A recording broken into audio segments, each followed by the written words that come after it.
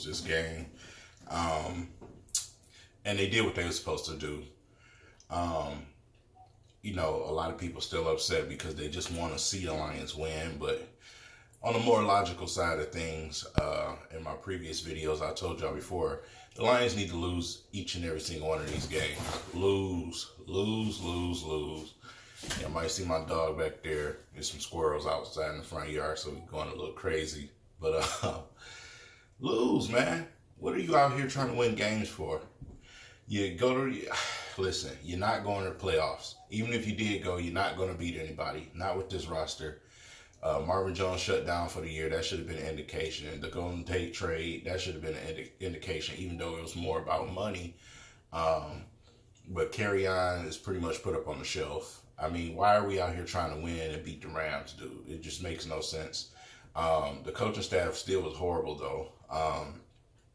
Jim Bob Cooter does his usual laying the egg as he usually does, and pretty much showed the fan base that he won't be returning next season.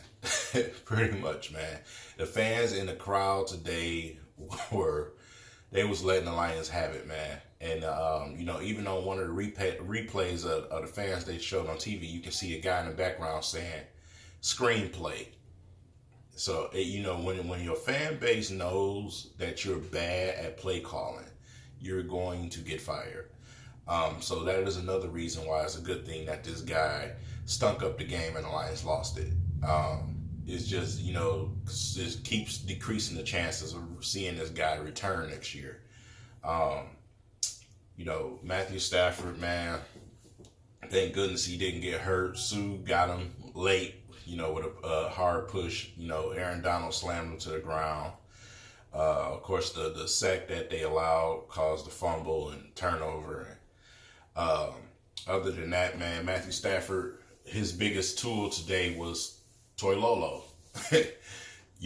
Finally Jim Bob Cooter dials up some plays for the tight end, only because his other things weren't working. When they came out in the second half, they tried a few tricks and, things like that. And basically everybody was like, where's all this? Where's this been all year? You know what I mean? So, tight ends are very capable on this team. It's just the fact that our offensive coordinator continues not to dial up some type of competent plays to get them open. A lot of teams are vulnerable across the middle that we play, and we continue not to put pressure on them. Like I said, the Lions are the most nice and polite team in the NFL, man. We don't put pressure on corners. We don't put pressure on linebackers. I mean, we just gonna run and scream. That's it. We make life easy for football teams. And that is the main reason why we got to get rid of this dude. Matt Patricia is more conservative than Caldwell. I'm sorry, he is. He is so conservative sometimes it's just like, what the fuck? You know what I'm saying? To basically do what you did and turn around and go for an onside kick, I don't understand what the fuck he was doing. It was some moments where I just had, I felt like he had brain farts, where, he just wasn't making the right call. And that was on a couple of instances, regardless of what Spielman said on TV, which is the worst guy to listen to on TV, man. I swear I hate watching Lions game when this guy is talking, man. He's just bitter. But other than that, yeah. Regardless of what Spielman was saying, man, I had a few questionable plays for Matt Patricia. Not questionable plays, questionable calls for Matt Patricia, man. It's like, this is probably about the third or fourth time where I feel like, Matt Patricia showed bad game management, bad time management. You know what I'm saying? It just seems like he gives up too easy. Like I say, he's super conservative. The Lions offense in general is just it's ridiculously conservative, man. Instead of taking shots, we running the ball like we actually gonna get somewhere, dude. You just running the clock out on yourself. I mean, I just didn't understand a lot of the stuff that was going on. Only time we took shots at Kenny Galladay is when it was absolutely no other option. And I'm tired of seeing that. We've been seeing that all season. You know, the Lions, for the last couple of seasons, honestly, even in the Caldwell era, it just seems like we don't start launching the ball down the field unless we're in dire straits.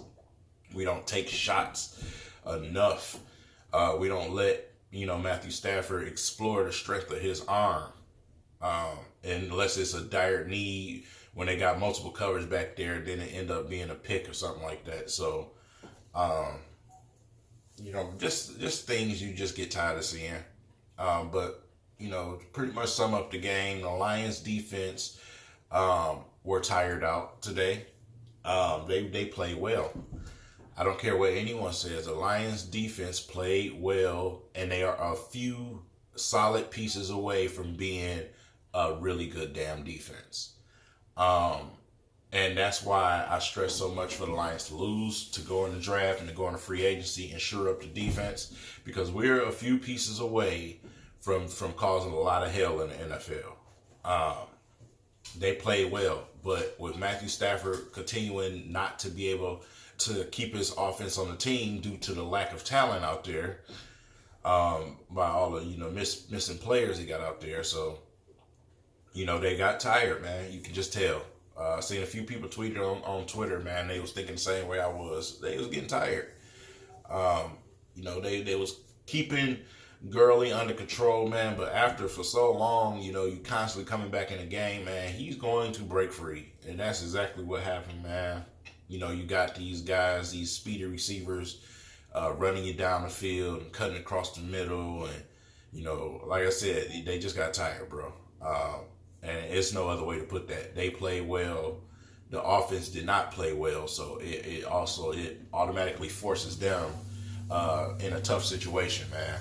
So these is big 300-pound guys on your D line out there, every play trying to get to the quarterback and stop the run. So they have to get rest on them sidelines. Them corners and safeties have to get rest. They run side to side on the field, up and down, crisscross which way.